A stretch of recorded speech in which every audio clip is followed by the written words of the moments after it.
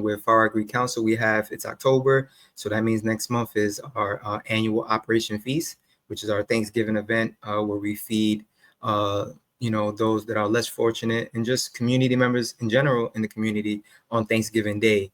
So last year, we were able to collaborate with Resorts World, New York City, to feed over 500 community members.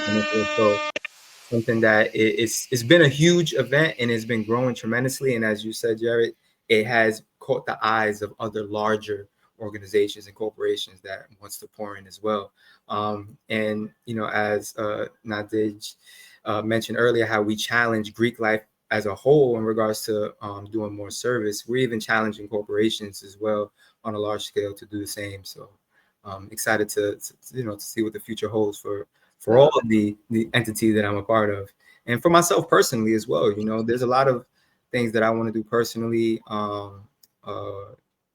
in the upcoming months and years. So I'm looking forward to put all that into fruition. So wait, hold on, Cuzzo. We got more comments, Cuzzo. Your aunt just volunteered your grandfather. Your aunt said, "I'll be letting your grandpa know you're requesting his assistance for the next cleanup crew." You're getting 6 generations of your family out here. Yeah, I love that shit. I love it. I would like.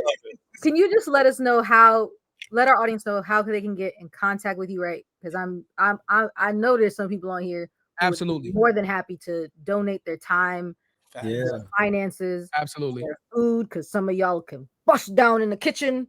Yeah, absolutely. No, for sure. So on Instagram, it's CT3 Designs, just straight out CT3 Designs. On Facebook, Curtis Turney Rentas, as my name is spelled. And other than that, email is great. I always emails, we got faragrecouncil@gmail.com, Rock the Block Foundation 1@gmail.com. For the Bridge Family Enrichment Center, it's cturneyrentas@oceanbaycdc.com. And my personal email is curtisturney25@gmail.com. We don't get them social media pages up, man. If you can't, they want to go to what's the name to Rock the Block, and there's a CTE design. Me and you, I'm gonna talk to you, Curtis. We're gonna talk. We're gonna talk, baby. You know what I'm saying? Now, because that's the same problem we was having, bro. Like real talk. But yeah, and then all the other pages, Rock the Block Foundation, just as it's spelled on IG, Far Agri Council, just as it's spelled on Instagram as well. Yeah, man. Like it's a lot of places I want to go. I want to go with this. I'm trying to think where should we go, bro? Like, what does the mountaintop look like for you? You know what I'm saying? Because we talked about the older statesmen and people that are doing stuff in the community that are not passing the torch. What does that look like for you? When do you feel like you'll be able to reach? What's that mountaintop look like so you could pass the torch? When you could be like, yo, my work is fulfilled. I'm good here.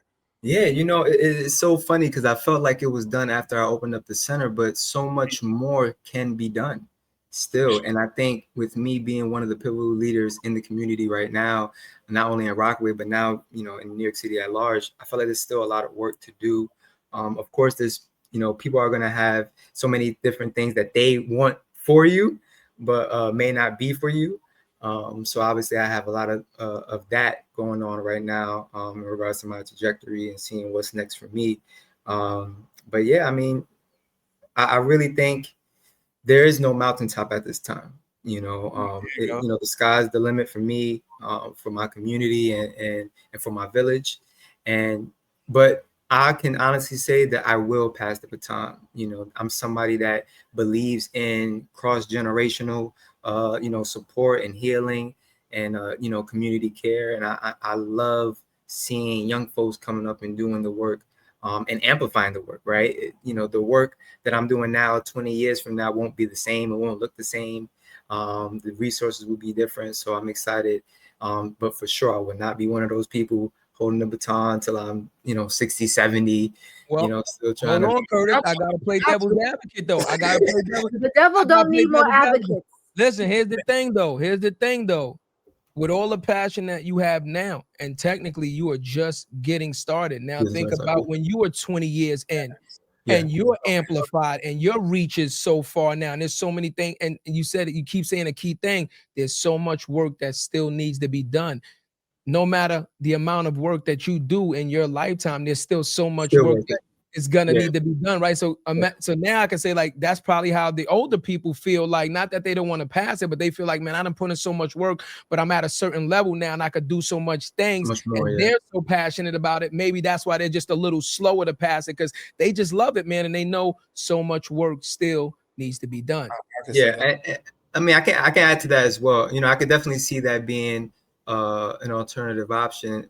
But what one thing I would do is play an advisory role then at that point, right? I would take a step back, allow somebody to step into the role and still be someone of advisement, a mentor, if you would say, and, you know, still be able to funnel some funding. If I still have access or still have the reach, like, hey, I know I'm not the, you know, executive director of Rock the Block Foundation. Let me connect with that person and see how I can funnel some funding to them so they continue doing the work. So probably move into like an advisory position and, you know, fall back and, you know, live my life, you know.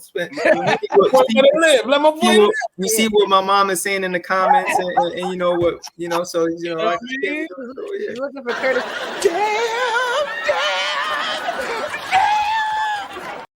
Before we go into sauce, I do want to ask you something. Before we get to sauce, bro, quick question. Tell us one story right now. We have an impact over metrics. What's one story that really touched your heart, where somebody said that you impacted them in a crazy way? What's that one story for you? Yeah, I would say there was we had an event. I want to say we had an event at the Bridge Family Enrichment Center, but I want to say it was Operation Feast or another event. I forget the event, but there was a kid that came from Delaware State University, from my alma mater. Mind you, I never met this kid. His name is Jaquan. But he came and he said that he saw the work that I was doing on social media. He knew I was DSU alum, a Del State alum, and he wanted to come meet me in person. He was back, and he was a Far Rockaway native.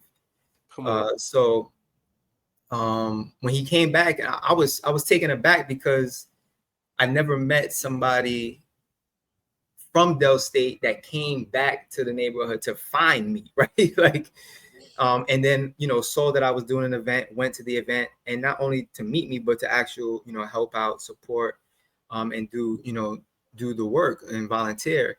And, you know, from there we kept in contact, right? You know, and after that we spoke, you know, and I decided, I was like, hey, I'm gonna, you know, we're gonna do the mentor mentee. You know, he asked for me to be his mentor, and I was like, you know, for sure.